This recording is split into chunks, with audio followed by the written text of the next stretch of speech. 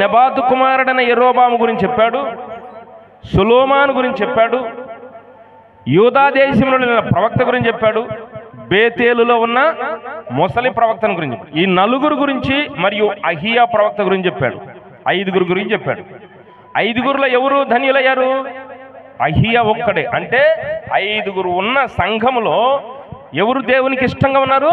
ఒకే ఒక వ్యక్తి. ఈరోజు ఇంతమంది సంఘం ఉందని మనం అనుకోవచ్చు, కానీ ఇంతమంది సంఘములో దేవునికి ఇష్టమైన వ్యక్తులు ఎంతమంది? ఆ దేవునికి ఇష్టమైన వ్యక్తులు ఎలాగుంటారంటే ఆయన దేవునిలో క్రమంగా ఉంటారు. నీకు క్రమం ఉండాలి. ఆ క్రమంలోనికి నువ్వు వస్తేనే దేవునికి ఇష్టమైన బిడ్డగా ఉంటావు. నువ్వైనా నేనైనా ఎవరైనా, ఎవరు అతీతులు కారు. ఎవరు ముఖంలోనే బుట్టల, ఎవరు కాళ్ళలోనే బుట్టల. అందరు పుట్టుక ఒకటే. మొదట మన్ను నుండి పుట్టారు, తర్వాత మామూలుగా ఇప్పుడు ఎట్లా పుడుతున్నారో పిల్లలు అలాగే పుట్టుకుంటూ వచ్చారు. అంతే తప్ప ముఖంలోను పుట్టి కాళ్ళలోను పుట్టి, ముఖమేమో పవిత్రమో కాళ్ళేమో అపవిత్రం. దేవుడి కాళ్ళు అపవిత్రం అండి. మనం ప్రతి మనిషి పాదాలు పట్టుకుంటాం, కాళ్ళు తగిలి అంటే కళ్ళు అద్దుకుంటాం. మనిషి పాదాలేమో పవిత్రమో, దేవుడి పాదాలేమో. క్రైస్తవ్యం రాకపోతే ఈ జ్ఞానం అందేది కాదు.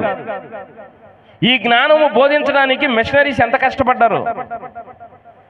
ఇతర దేశాల నుంచి వచ్చి మా దేశ కల్చర్ పాడు చేస్తున్నారు, మా దేశ నాగరికతను దెబ్బతీస్తున్నారు, మా హిందూ దేశాన్ని పాడు చేస్తున్నారని వాళ్ళ మీద భౌతికమైన దాడులు ఎన్ని జరిగినాయో. కాల్చి చంపేశారండి,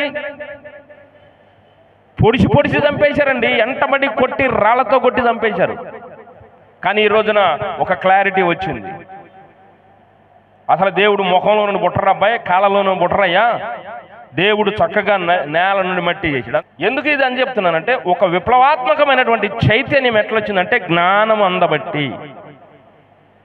నీలో ఆ మార్పు రావాలని కోరుకున్నాడు, ఆ చైతన్యం రావాలని కోరుకున్నాడు. అందుకు వారం వారం వారం వారం మందిరంలో రెండురా బాబు అంటే, ఈ మందిరంలో ఏం చేస్తున్నారంటే కథలు చెబుతున్నారు. ఈ మందిరంలో ఏం చెబుతున్నారంటే వాళ్ళ సెల్ఫ్ డబ్బాలు కొట్టుకున్నారు.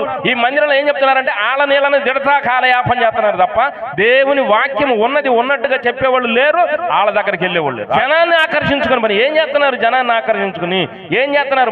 మా మందిరానికి రా, మా మందిరానికి రా, మా మందిరానికి ఏం చేస్తున్నారు? మందిరంలో మాది స్థానిక సంఘం, స్థానిక సంఘం వదిలిపెడతానికి వీల్లేదు. పెనుభూతమై పట్టుకుంటుంది, కులం వెళ్ళేసిద్దేమో. నీలాగా వెనకటోళ్ళు 3 తరాల వెనకటోళ్ళు కనుక ఆలోచన చేసి ఉంటే వాళ్ళు అసలు యేసు దగ్గరకు వచ్చేవాళ్ళే కాదు. ప్రాణం పోయినా సరే యేసయ్య కావాలని నిక్కచ్చి పట్టుకున్నారు, దేవుని వెతుకులాడారు, వెంపర్లాడారు. కాబట్టి ఈరోజు మనము సుఖంగా దేవుని ఆరాధించడానికి ఛాన్స్ దొరికింది. నువ్వేమో అన్ని బంధకాల్లో బంధించుకుంటేవి, అన్ని చోట్ల ఇరుక్కుపోతేవి. మా సంఘం వదిలిపెట్టకూడదు, మా కులం వదిలిపెట్టకూడదు, మా ఇల్లు వదిలిపెట్టకూడదు. ఈ పట్టుకుని ఉంటే దేవుడు కావాలంటే ఎట్లా వస్తాడు దేవుడు? నా నామము నిమిత్తము మీరు హింసింపబడినప్పుడల్లా ధన్యులు అన్నాడు. దేవుని నామ నిమిత్తం ఎవరైనా హింసింపబడుతున్నారా? మీలో దేవుని కొరకు ఎవరైనా శ్రమలు పడుతున్నారా? నువ్వు పోయి నువ్వు కోరుకుని, నువ్వు చెడ్డ కోరికలు కోరుకుని, నీ ఇష్టం వచ్చిన, నీ మనసు వచ్చిన చోటకల్లా నువ్వు పోయి ప్రభువా నేను శ్రమల్లో ఉన్నానయ్యా. ఏ శ్రమలయ్యి? నీ శ్రమలయ్యి, నువ్వు కొని తెచ్చిపెట్టుకున్నావు. నువ్వు చేయాల్సిన పని ఇన్ టైంలో చేయకుండా, నువ్వు చేయాల్సిన పని నువ్వు కరెక్ట్గా చేయకుండా, నువ్వు చేయాల్సిన పని క్రమశిక్షణతో చేయకుండా నేను శ్రమంలో పడ్డానంటే దేవుడు వద్దురా బాబు అది అంటే దాన్ని నువ్వు కోరుకుని నాకి నాకి నాకి అంటివి. ఎందుకు ఈ మాట చెప్తున్నానంటే, దేవుని సంఘములో జీవము గల దేవుని మందిరములోకి వస్తున్నామంటే క్రమశిక్షణలోనికి రావాలి, ఒక నిబద్ధతకు రావాలి, ఒక జిజ్ఞాస పుట్టాలి, ఇంకా తెలుసుకోవాలి, ఇంకా తెలుసుకోవాలి. కొద్దిగా తెలుసుకుంటే ఆగడు అసలు ఒకడు భూమి మీద. కొద్దిగా తెలుసాడు ఆడంటే నాకు తెలిసినంత ఎవడికి తెలియదు అంటాడు. మనం చెబితే మోత మోగిపోతాం ప్రసంగం అంటాడు. నేను గొప్ప స్పీకర్ అంటాడు. అవసరమా? ఆత్మీయత కనపడాలి. హల్లెలూయా. మనం అందరం ఎందుకు తిప్పలు పడుతున్నామంటే ఆత్మీయత కోసం. అఫ్ కోర్స్ మీకు బ్లెస్సింగ్స్ కావాలేమో, ఆశీర్వాదాలు కావాలేమో, అవి ఒక పక్క ఉంటాయి, గుర్తుపెట్టుకోండి. నువ్వు ఆయన గడపలోకి రాగానే అవి నీకు ఇచ్చేస్తాడు, అవి నీ పక్కన ఉంటాయి. ఆశీర్వాదాలు, మేలులు, స్వస్థతలు ఇవన్నీ ఆయన ఇస్తాడు. నువ్వు ఆయనను ప్రేమించి మందిరంలోకి వచ్చావు కాబట్టి నీకు ఎన్ని పనులున్నా, ఇబ్బంది ఉన్నా, ఏమైనా అన్ని మానుకుని దేవుని మందిరానికి వెళ్ళాలని వచ్చావు కాబట్టి, దేవుని ప్రేరణకు లోబడి నువ్వు వచ్చావు కాబట్టి ఆయన నిన్ను ప్రేమించి బ్లెస్ చేస్తాడు. అది ఒక కోణమేనండి, అది మొత్తం కాదు, గుర్తుపెట్టుకోండి. రూపాయికి నాణ్యమునకు రెండు వైపులు ఉన్నట్టు బొమ్మ బొరుసు అన్నట్టు దేవుల్లో రెండు ఉన్నాయి. ఒకటి ఆశీర్వాదాలు ఉన్నాయి, అది ఏ ఊరికైనా ఇస్తాడు. స్తోత్రం. ఆయన ఇచ్చాడు కాబట్టే మనం బతుకుతున్నాం. హల్లెలూయా. ఆయన ఇచ్చాడు కాబట్టే మళ్ళీ రెండోసారి మందిరానికి వస్తున్నాం. పాస్టర్ గారి ద్వారా అయిందా, లేదా నీ ప్రార్థన ద్వారా అయిందా, లేదా సంఘ ప్రార్థన ద్వారా అయిందా, అది అనవసరమైన విషయం. అందుకు ఎన్ని కార్యాలు జరిగినా నా వల్ల జరిగిందని నేను చెప్పుకోను, చెప్పమని ఎప్పుడు చెప్పను. నేను ఎప్పుడు మిమ్మల్ని ప్రోత్సాహపరుస్తాను మీ అందరి ప్రార్థనల వల్లనే, ఎందుకంటే మీరు ఇంకా ప్రార్థన చెయ్యాలని. కాబట్టి ఆశీర్వాదాలు అనేది దేవుడు ఇస్తాడు, అది ఒక భాగం. కానీ మనల్ని దేవుడు కోరుకున్నది అంటే నీలో చైతన్యం రావాలి, నీలో విప్లవాత్మకమైనటువంటి మార్పులు రావాలి, నువ్వు దేవుని జ్ఞానమును సంపాదించుకోవాలి, దాంతో నీ లైఫ్ స్థిరపడిపోద్ది అంతే. ఈ రోజున డబ్బులు అడుగుతున్నామండి మనము, ఈ రోజున దేవుణ్ణి డబ్బులు అడగటానికే వస్తున్నాం. కానీ దేవుడు మనకు దొరికాడు అనుకో, డబ్బులు అడగం మనం, మన దగ్గర ఉండే డబ్బులు ఇచ్చేస్తాం. స్తోత్రం. మన దగ్గర 100 రూపాయలను 100 రూపాయలు ఇచ్చేస్తాం. మీరు నన్ను గమనిస్తారా? ఒక్కోసారి ప్రేరేపణ ఎంత అయితే అంత ఇచ్చేసేస్తాం. మన అవసరతల కొరకు అడుగుతాం తప్ప ఇక ఏరే ఆశ ఉండదు. ఇక దేవునికే సమస్తం. అది కావాలంటాడు, ఆ నిర్ణయం రావాలి నీలో. అందుకు నెబాతు కుమారుడైన యెరోబాము దేవుడు ప్రేమించి ఏ అర్హత లేకపోయినా 22 సంవత్సరాలు పరిపాలించి అధికారం ఇస్తే వాడు తన రాజ్యాన్ని కాపాడుకోవాలన్న ఆరాటం చెంది దేవుని నియమాన్ని పక్కన పెట్టాడు. దేవుని రాజ్యంలో చేరతాడా? తీసి పక్కన పెట్టేశాడు. సొలొమోను ప్రేమించి 40 సంవత్సరాలు పరిపాలించమని ఆయన రాజ్యమే దేవుడు పెట్టుకుంటే కామాతురత కలిగి 1000 మందిని చేసుకున్నాడు. దేవుని నియమం ఏమైపోయింది? పాడైపోయింది. కట్టాడు దేవుని మందిరం మంచిగా, కానీ వాళ్ళ భార్యలను సంతోషపరచడానికి ఏం చేయాలంటే ఆ దేవాలయం ముందే విగ్రహాలకు గుళ్ళు కట్టాడు, ఆ దేవాలయంలో ఉన్న బంగారు ఆభరణాలు తీసుకెళ్ళి ఆడబెట్టాడు, పూజలు చేశాడు. ఉంటాడు దేవుడు సొలొమోను దగ్గర? మరి ఎందుకు వస్తున్నాం మనం?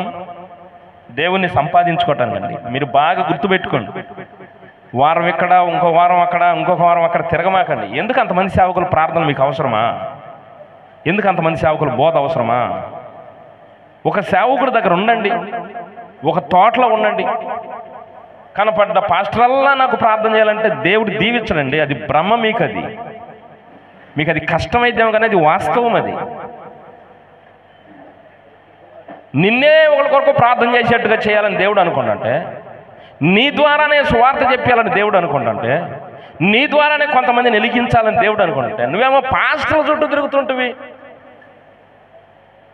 ఏదో ఒక పాస్టర్ గారిని ఎంచుకోండి, నన్ను కాకపోతే ఇంకొకరిని, ఎవరినన్నా కానీ ఒక మంచి ఆత్మీయత నేర్పే పాస్టర్ గారిని ఎంచుకోండి. అక్కడ ఉండండి, అక్కడ నేర్చుకోండి దైవ జ్ఞానం, అక్కడ నేర్చుకోండి దేవునితో ఎట్లా నడవాలో, అక్కడ నేర్చుకోండి దేవుడితో ఎలా మాట్లాడాలో, అక్కడ నేర్చుకోండి దేవునితో ఫ్రెండ్షిప్ ఎలా చేయాలో. స్తోత్రం. ఆయన పవర్ఫుల్ దేవుడు అండి. ఆయన ముందు పర్వతాలు కరిగిపోతాయి, ఏ మైనం కరిగిపోయినట్టు కరిగిపోతాయి పర్వతాలు. ఆయన ముందు ఎవరు సమీపించలేరు, దేవదూతలు కూడా ఆయనను సమీపించలేరు. అలాంటి దేవుడు నీలోకి వచ్చి ఉంటానంటున్నాడు. ఆయన వచ్చి నీతో ఫ్రెండ్షిప్ చేస్తానన్నాడు. ఎంత ఆఫరు! దాన్ని ఉపయోగించుకోమని చెప్పటానికే సంఘం. రాజ్యాన్ని పరిపాలించమని 40 సంవత్సరాలు అవకాశం ఇస్తే ఈయనేమో 1000 మందిని చేసుకుంటే, కామాతురత కలిగి చేసుకుంటే ఏమైపోయింది? రాజ్యం భ్రష్టు పట్టిపోయింది. దేవుని రాజ్యములో ఆయనను రాజుగా దేవుడు పెట్టినందుకు దేవుడు కలిగిన ఫలితం ఏంటంటే ఆయన రాజ్యాన్ని 2 ముక్కలు చేసుకున్నాడు. దేవుడే చేసుకోవాల్సి వచ్చింది. వాక్కు చెప్పిరారా బాబు అంటే ఆడెళ్ళి బోధినొచ్చాడు, సచ్చాడు. నువ్వు వాక్కు చెబుతా బతకరా అంటే వీడు వాక్కు చెప్పకుండా అబద్ధాలు చెప్పడం మొదలేశాడు. ప్రవచనాలు అబద్ధాలు చెబుతున్నారు చూడండి, వాక్కులు అబద్ధాలు చెబుతున్నారు చూడండి. వాళ్ళ సేఫ్టీ కోసం సేవకులు. బేతేలులో ప్రవక్త ఉంటే యూదా దేశం నుండి ఎందుకు రావాలి ప్రవక్త? నేను ఒక ఊరు సేవకు వెళ్ళా, ఆడున్న సేవకుడి కంటే ఒళ్ళు మండిందన్నాడు. నువ్వు మా ఊరు వస్తావేంది నేను ఉండగా అన్నాడు. నువ్వు సరైనడు అయితే నన్ను ఎందుకు పంపుతాడు? ఏమండి, బేతేలులో ఆల్రెడీ ప్రవక్త ఉన్నాడు, ఆడు సరైనడైతే యూదా దేశం నుండి దేవుడు ఎందుకు తీసుకొస్తాడు? ఆడు ప్రవచనాలు చెప్పాల్సింది 40 అబద్ధాలు చెప్పడం మొదలేశాడు. అదే అబద్ధంతో ఆయన చంపేశాడు. కాబట్టి ఏం చేశాడు? ఆ 5గురు చరిత్ర చెప్పి ఏం చెప్పాడంటే, నీకు దేవుడు ఏ స్థితినైతే ఇస్తాడో ఆ స్థితిని నువ్వు భద్రంగా కాపాడుకోమని హెచ్చరిక ఇచ్చాడు. నెబాతు కుమారుడైన యెరోబాము, సొలొమోను, బేతేల్లో ఉన్న ప్రవక్త, యోధా దేశంలో ఉన్న ప్రవక్త, అహీయ ప్రవక్త. ప్రవక్తలు ఎంతమంది ఉన్నారు? 3 ఉన్నారు. రాజులు ఎంతమంది ఉన్నారు? 2. వీళ్ళందరూ దేవుని ప్రతినిధులు. మీరు అనుకుంటున్నారు మందిరంలోకి వచ్చి మీరు ఎవరు అనుకున్నారు? మీరు దేవుని ప్రతినిధులు. దేవుని ప్రతినిధులు. ఎంతమంది లేరు మీ ఫ్రెండ్స్ బయట? ఎంతమంది లేరు మీ ఇంటోళ్ళు మీ ఇంటికాడ కూర్చుని సోంబేరులై పండుకొని నిద్రపోతా? అమూల్యమైన దేవుని వాక్యం వినబడుతుంటే సోంబేరులై పండుకొని వాళ్ళు లేరు మీ ఇళ్లలో? దేవుని మాటలకు విలువ లేదు వాళ్ళ జీవితాల్లో. నీకు విలువ ఉంది, ఆ మాటల విలువ తెలుసు. కష్టమో నష్టమో బాధో శ్రమో ప్రయాణాల్లో ఇబ్బందులు పరుగు పరుగున నువ్వు వచ్చేసావు మందిరానికి. దేవుని మీద ప్రేమను నువ్వు కనపరిచావు బిడ్డ. నిన్ను మర్చిపోడు దేవుడు, నిన్ను దీవిస్తాడు. నిన్ను ఇంకా దీవించాలనుకున్నాడు, అత్యధికంగా దీవించాలనుకున్నాడు. 10 సంవత్సరాల కష్టం అండి, 10 సంవత్సరాల ఓర్పు అండి, ఇదిగో ఈ స్థితి వచ్చింది అని చెప్పుకుంటావా? మరి దేవుళ్ళు నువ్వు ఎన్ని సంవత్సరాలు, అన్ని సంవత్సరాలు నీ ఓర్పు ఎంత, నీ కష్టం ఎంత, నీ సహనం ఎంత? కష్టం ఉన్న చోటే అభివృద్ధి ఉంటుంది, లేకపోతే ఉండదు. 5గురు గురించి చెప్తే 4 పోగొట్టుకున్నారు, ఒక్కడు నిలబడ్డాడు. మరి ఇంతమందిలో మనందరి గురించి దేవుడి దగ్గర ముందు ఎవరు నిలబడతారు? నేను నిలబడవచ్చు, నిలబడకపోవచ్చు, నా ఇష్టం, నా చెట్టు, మన ఆలోచనతో ఉండదు దేవుని ఆలోచన. నాకు అప్పచెప్పిన పని దేవుడు ఉంటుంది, దేవుడు నాకు అప్పచెప్పిన పని ఉంటుంది. ఆ పని నేను కరెక్ట్ చేస్తున్నానా, ఇన్ టైంలో చేస్తున్నానా, పర్ఫెక్ట్ చేస్తున్నానా, దాన్ని తూకం పెట్టి నన్ను తెలుస్తాడు. కాబట్టి మనమందరం కూడా ఒళ్ళు దగ్గర పెట్టుకుని దేవుని మాటలు శ్రద్ధగా విని దాని ప్రకారం మన జీవితాన్ని కట్టుకోవాలి. మనం ఐకాన్ అవ్వాలండి. క్రీస్తుని నమ్ముకుండి. క్రీస్తు ప్రపంచం మొత్తానికి ఐకాన్. బాగా గుర్తుపెట్టుకోండి, క్రీస్తు ప్రపంచం మొత్తానికి ఒక ఐకాన్, ఒక గొప్ప గుర్తింపు. ఆయన మోడల్, ఆయన ఇన్స్పిరేషన్ ప్రపంచంలో ఉన్న మనుషులందరికీ. అందుకే గాంధీ మహాత్ముడు యేసు ప్రభువుని పొగిడాడు. ఇప్పుడు సత్యసాయి బాబా యేసు ప్రభువుని పొగుడుతున్నాడు. స్వామి వివేకానంద యేసు ప్రభువుని పొగిడాడు. ఏమండి, ప్రపంచ దేశాల్లో ఉన్న ఇప్పుడు ప్రపంచ అగ్రరాజ్యాన్ని వెళ్తున్న అమెరికా ప్రెసిడెంట్ ట్రంప్ యేసుని నమ్ముతాడు. వాళ్ళు వీళ్ళని భేదం లేదండి, చదువుకున్న వాళ్ళు చదువుకోవాలని భేదం లేదు. అందరికి ఇన్స్పిరేషన్ ఎవరు? యేసు ప్రభువు. ఆయన ఐకాన్. ఆయనను ఆరాధించే నీవు నీ ఇంట్లో ఐకాన్, నీ ఊర్లో ఐకాన్. నువ్వు ఒక ఇన్స్పిరేషన్గా ఉండాలి. ఎక్కడుంది మార్పు? అర్థమవుతుందా దేవుని మాటలో? ఎక్కడన్నా నీ మాటను చూసి నువ్వు ప్రార్థనకి వెళ్తున్నావా అని అడిగేవాళ్ళు ఎవరన్నా ఉన్నారా? ఏ రోజైనా నీ మాట విని నువ్వు ప్రార్థనకి వెళ్తావా అని కనీసం ప్రార్థనకి వెళ్ళేవాడు అన్నాడా? ఆమేన్, ఆమేన్. అది నేర్పేది తిమోతి పత్రిక. దేవుడు మనం దీవించునుగా.